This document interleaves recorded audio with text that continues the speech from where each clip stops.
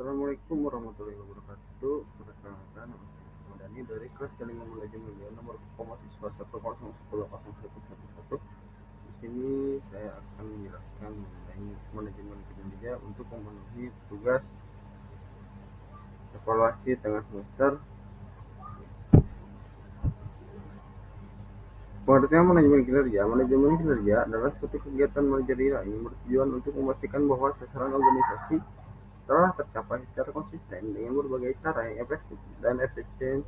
Atau bisa diartikan, manajemen kinerja adalah proses terpadu dalam sebuah organisasi yang dilakukan melalui pengembangan sumber daya manusia yang terlibat di dalamnya. Manajemen kinerja berkaitan dengan kebutuhan organisasi, pimpinan, atau pegawai. Istilah kinerja sering disamakan dengan istilah-istilah lainnya yang mempunyai arti mirip dengan kinerja seperti prestasi, performance, produktif, proficiency, merit, effort, job performance, inisiatif loyalitas, potensi kepemimpinan, dan moral kerja. Secara etimologi, kata kinerja dapat disamakan artinya dengan kata performance, yang berasal dari bahasa Inggris. Performance atau kinerja pada umumnya diberi batasan sebagai kesuksesan seorang dalam melaksanakan tugas atau pekerjaan yang dibebankan kepadanya. Menurut Armstrong, tahun 2004, performance management adalah pendekatan strategi dan terpadu untuk menyampaikan sukses berkelanjutan pada organisasi dengan memperbaiki kinerja karyawan yang bekerja di dalamnya, serta dengan pengembangan kemampuan tim dari kontributor individu. Konsep manajemen kinerja. Konsep manajemen kinerja adalah bentuk tata kelola sebuah perusahaan sehingga segala jenis aktivitas bisa terkontrol dengan cukup baik. Dalam hal ini, seorang manajer dituntut untuk menguasai konsep perencanaan yang baik. Ada 4 aspek penting dalam konsep manajemen kinerja, yaitu yang pertama, satu, sebagai seni konsep, ini lebih tertuju pada bagaimana perencanaan sebagai sebuah seni dalam menyelesaikan pekerjaan dan mempekerjakan orang lain. Yang kedua, sebagai ilmu pengetahuan, perencanaan dalam konsepnya berperan sebagai ilmu pengetahuan untuk mengetahui bagaimana dan mengapa manusia bekerja sama untuk menghasilkan sesuatu yang bermanfaat. Yang ketiga, sebagai suatu proses, konsep manajemen ini lebih pada proses perencanaan, pengorganisasian, dan pengawasan agar bisa mencapai suatu tujuan. Yang keempat, sebagai suatu profesi, hal ini merujuk pada profesi manajer yang bekerja secara profesional untuk perusahaan dan mendapatkan gaji sesuai dengan keahlian yang dimilikinya. Karakteristik manajemen kinerja. Manajemen kinerja adalah konsep kompleks yang mencakup dimensi berbeda dari organisasi dan organisasi orang. Perencanaan kinerja, pengembangan dan sistem penghargaan yang memungkinkan manajer untuk merealisasikan potensi mereka yang sebenarnya dalam rangka berkontribusi bagi pertumbuhan dan pengembangan organisasi. Untuk mencapainya diperlukan beberapa persyaratan dengan ciri dan karakteristik yang perlu dijaga, yang diantaranya ada sebagai berikut. 1. Arah tujuan organisasi. Manajer perlu dengan jelas dan tepat meletakkan tujuan organisasi, tujuan, dan memanfaatkan bahwa ini diinformasikan dengan baik kepada manajer dan karyawan lain dan membuat mereka untuk mewujudkan apa yang diharapkan organisasi dari mereka. Tujuan organisasi perlu diterjemahkan ke dalam tujuan individu, tim, dan departemen atau divisi. Yang kedua, evaluasi kinerja individu. Tim, departemen, divisi perlu dievaluasi secara berkelanjutan. Organisasi harus mengembangkan sistem dan proses evaluasi yang direncanakan dan dikembangkan pada jalur ilmiah. Yang ketiga, kerja sama tetapi tidak mengendalikan. Manajer harus memelihara praktik penyesuaian pekerjaan melalui sistem untuk memperoleh pengelolaan manajemen konsensus daripada melalui kontrol atau paksaan. Yang keempat, tim manajemen diri. Manajemen perlu mendorong individu dan tim untuk mengelola diri sendiri atas kinerja mereka. Prosedur ini diciptakan dalam pengelolaan rasa tanggung jawab dan pengembangan semangat untuk bekerja dengan komitmen dan mengevaluasi kekuatan dan kelemahannya dari waktu ke waktu untuk merencanakan untuk mengurangi kesenjangan kinerja. Yang kelima, pengembangan kepemimpinan.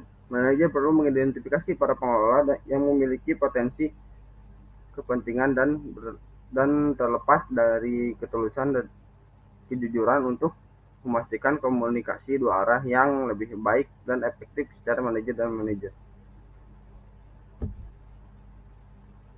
Yang selanjutnya ada tantangan manajemen kinerja. Pengukuran kinerja pada sektor swasta tertumpu pada aspek finansial karena tujuannya adalah mencari laba sehingga mudah diukur karena bersifat kuantitatif dan nyata. Namun kondisi ini berbeda dengan organisasi sektor publik, di mana penilaian keberhasilan organisasi sektor publik dalam menjalankan fungsinya adalah kepuasan yang dirasakan oleh masyarakat atau penyedia barang dan jasa publik yang bersifat kualitatif. Dengan demikian, menurut Mahsun dalam Pusolong 2019 halaman 217 berpendapat bahwa terdapat beberapa tantangan atau kendala yang akan dihadapi dalam pengukuran kinerja pada manajemen kinerja yang diantaranya adalah sebagai berikut. Yang pertama, tujuan organisasi bukan memaksimalkan laba. Tujuan organisasi sektor publik adalah peningkatan pelayanan publik dan penyedia barang publik. Yang kedua, sifat output adalah kualitatif, kualitatif, intangible dan indirect. Output yang dihasilkan dari kegiatan organisasi publik pada umumnya bersifat kualitatif, tidak berwujud dan tidak langsung dirasakan pada saat itu sehingga kinerja organisasi lebih sulit diukur. Yang ketiga, antara input dan output tidak mempunyai hubungan secara langsung. Directionary cost central. Dalam konsep akuntansi pertanggungjawaban, organisasi sektor publik merupakan sebuah entitas yang harus diperlakukan sebagai pusat pertanggungjawaban responsibility central, sedangkan di sisi lain karakteristik input biaya yang terjadi sebagian besar tidak dapat ditelusuri secara langsung dengan outputnya. Sebagaimana sifat biaya kebijakannya, directionary cost, hal ini menyebabkan sulitnya ditetapkan standar tolak ukur kinerja. Yang keempat, tidak beroperasi berdasarkan market force sehingga memerlukan instrumen pengganti mekanisme pasar. Organisasi sektor politik tidak beroperasi sebagaimana adanya market competition sehingga tidak semua output yang dihasilkan tersedia di pasar. Oleh karena itu, tidak ada perbandingan yang independen, maka dalam pengukuran kinerja diperlukan instrumen pengganti mekanisme pasar. Yang kelima, berhubungan dengan kepuasan pelanggan masyarakat. Organisasi sektor publik penyediakan jasa pelayanan bagi masyarakat yang sangat heterogen. Dengan demikian, mengukur kepuasan masyarakat yang mempunyai kebutuhan dan harapan yang beraneka ragam adalah pekerjaan yang tidak mudah. Yang selanjutnya ada manfaat manajemen kinerja. Manfaat manajemen kinerja menurut Wibowo tahun 2010 menyatakan manfaat manajemen kinerja tidak hanya untuk organisasi ataupun manajer, tetapi juga berguna untuk masing-masing individu anggota organisasi. Satu, manfaat untuk organisasi yang pertama sebagai penyesuaian tujuan organisasi dengan tujuan tim, kelompok, dan individu dalam memperbaiki kinerja sebagai motivasi karyawan, sebagai peningkatan komitmen, sebagai perbaikan proses pelatihan dan pengembangan, sebagai peningkatan keterampilan, sebagai mengupayakan perbaikan dan pengembangan berkelanjutan, sebagai pengupayaan hasil perencanaan karir, sebagai pembangun memenahan karyawan untuk pindah atau minta berhenti, sebagai pendukung inisiatif kualitas total dan pelayanan pelanggan, sebagai pendukung program perubahan budaya.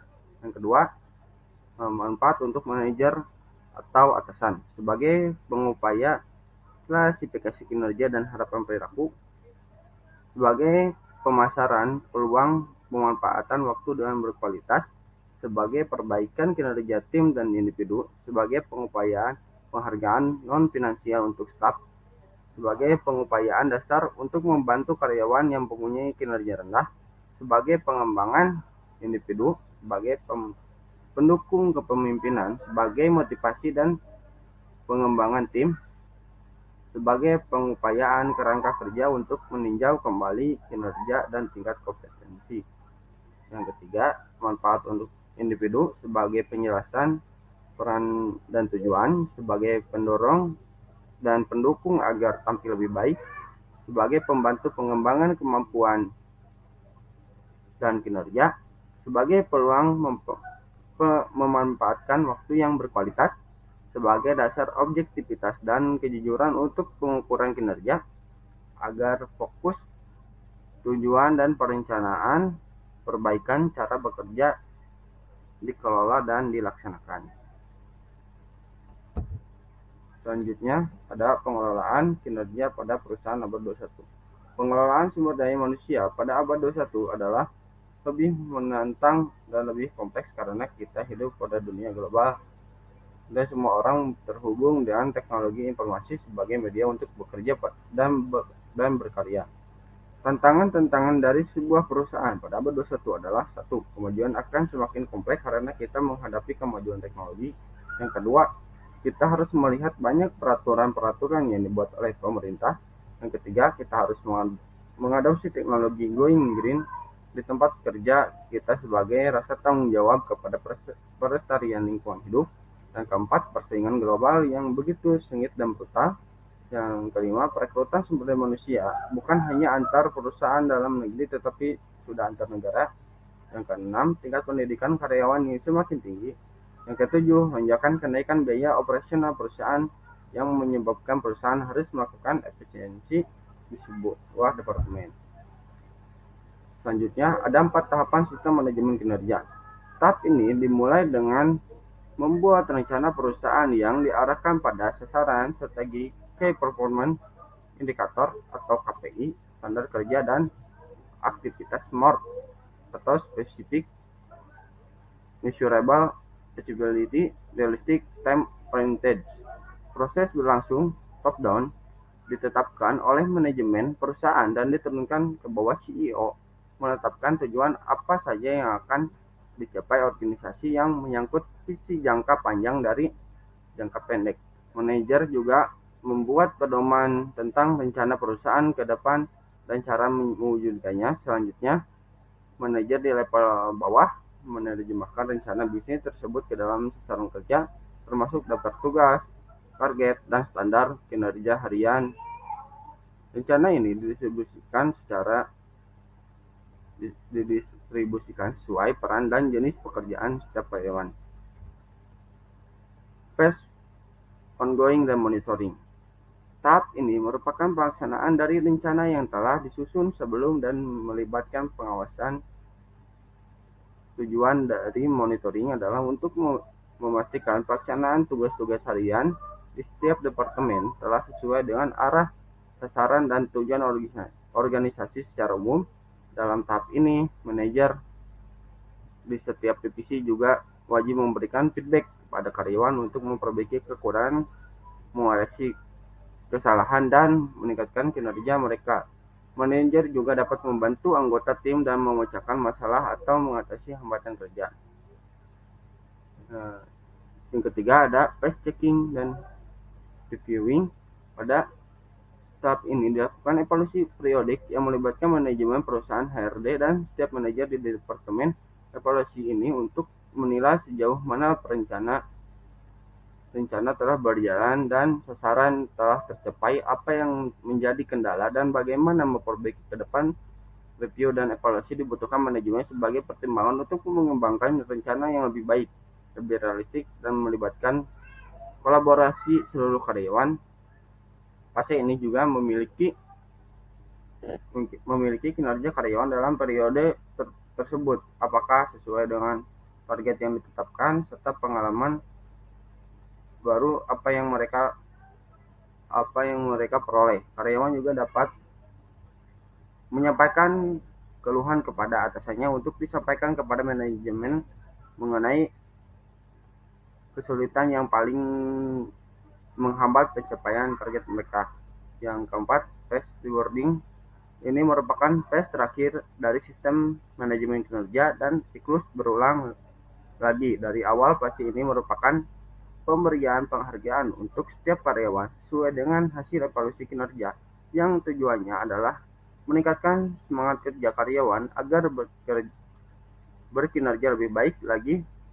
Penghargaan dapat diberikan dalam bentuk finansial maupun non-finansial.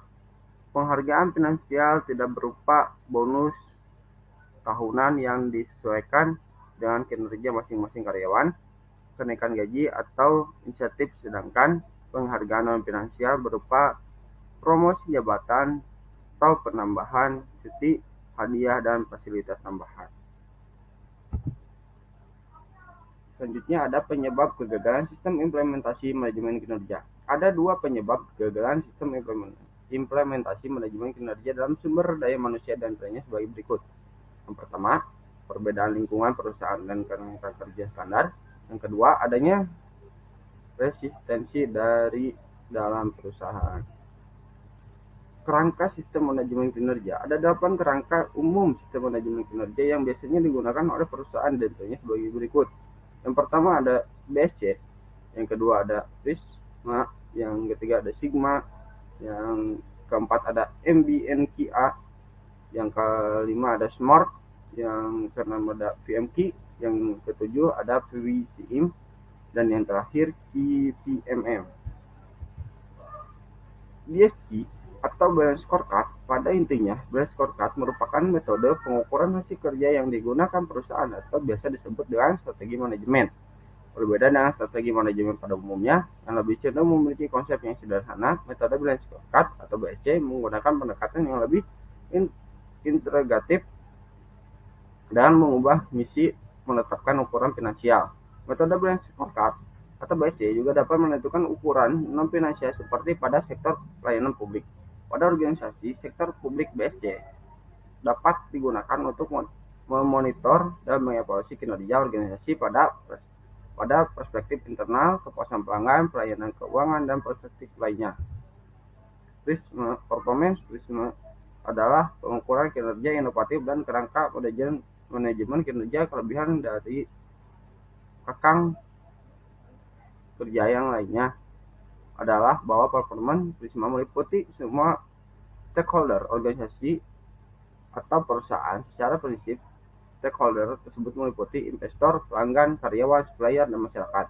Performance Prisma bekerja dengan dua cara, yaitu menganggap bahwa keinginan dan kebutuhan adalah milik para stakeholder, dan secara khusus apa yang organisasi inginkan dan membutuhkan dari stakeholder.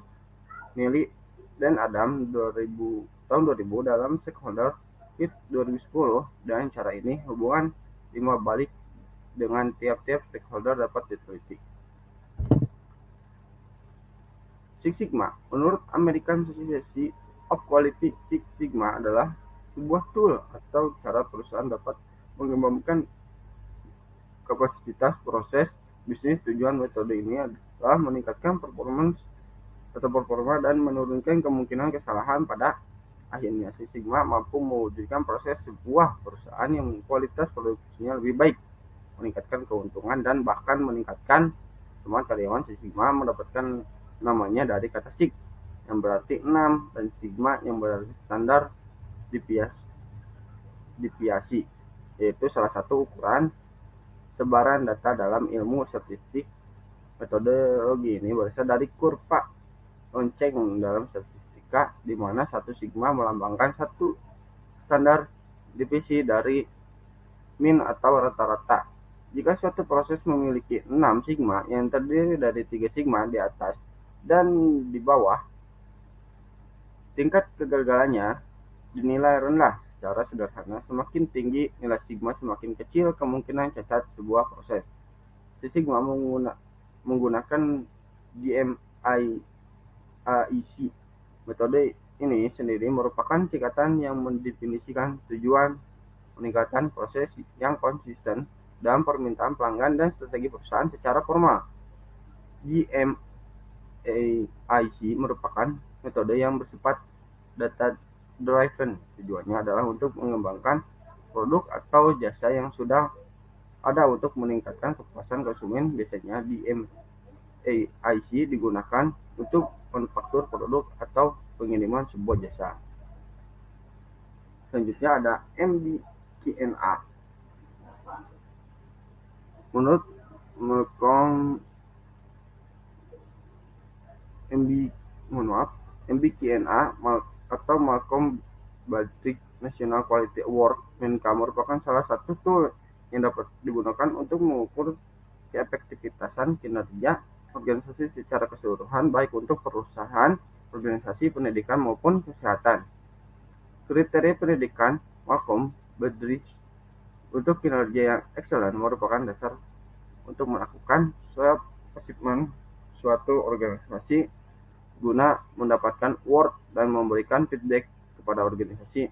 Menurut Vincent Gempers tahun 2002, tujuan dari Malcolm Baldrige National Quality Award adalah membangun, meningkatkan praktek-praktek kinerja organisasi, kemampuan dan hasil-hasil.